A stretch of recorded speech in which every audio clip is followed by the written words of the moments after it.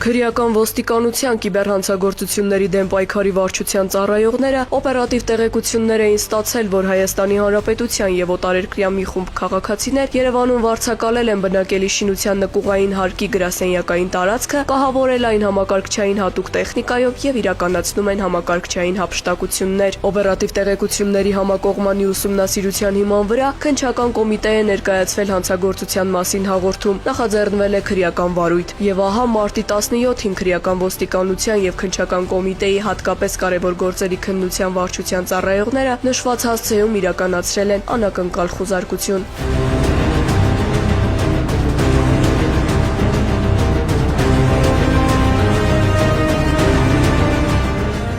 Համակարգված գործողությունների արդյունքում իրավապահները հայտնաբերել են կիբերհանցագործություններով զբաղվող խմբի անդամներին։ Դեպքի վայրից առգրավվել է հանցավոր մեխանիզմի կիրառման համար նախատեսված տեխնիկան, համակարգիչներ, բջջային հեռախոսներ, օտարերկրյա բջջային հեռախոսակարգեր, հանցավոր գործունեությունը համակարգող ուղեցույցներ, ինչպես նաև քննության համար առանցքային նշանակություն ունեցող այլ ապացույցներ։ Իրավապահները պարզել են, որ խումբը գործել է նախապես պլանավորված փուլային հանցավոր սխեմայով, օգտագործելով թվային տիրույթում հայտնի ռոմանտիկ սքամ մեթոդը։ Հանցավոր այս մեխանիզմի հիմքում հոգեբանական ներազդման եւ թվային խաբեության համադրումներ։ Այլ կերպ ասած, խմբի անդամները թաքցնելով իրենց ինքնությունն ու գտնվելու վայրը, ծանոթությունների հավելվածներում, ինչպես նաեւ Telegram եւ WhatsApp հարթակներում ստեղծել էին կեղծ օգտահաշիվներ։ Ներկայանալով որպես բարետես արտաքինով երիտասարդ աղջիկներ, նրանք թիրախավորված անձանց հետ վարել են մշակված սցենարներով սիրային նամակագրություն։ Պոտենցիալ զոհերի հավաքագրումը հիմնականում իրականացրել էին Telegram հավելվածի տարբեր զրուցարաններում։ Շահելով քաղաքացիների վստահությունը, հանցավոր խմբի անդամները տարբեր պատրվակներով նրանց ուղղորդել էին կեղծ ֆիշինգային կայքեր, որոնք քողարկված են եղել որպես առցանց գնումների հարթակներ։ Արդյունքում չարաշահելով նրանց հուզական վիճակն ու վստահությունը, ենթադրյալ հանցագործները դրդել են կատարել վճարումներ, հափշտակելով ֆինանսական միջոցները։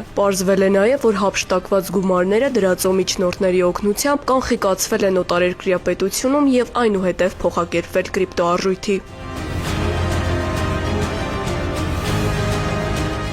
Ներկայումս իրականացվում են վարույթային գործողություններ, հանցավոր գործունեությունը իրականացնող խմբի բոլոր անդամներին հայտնաբերելու ուղղությամբ նախաքննությունը շարունակվում է։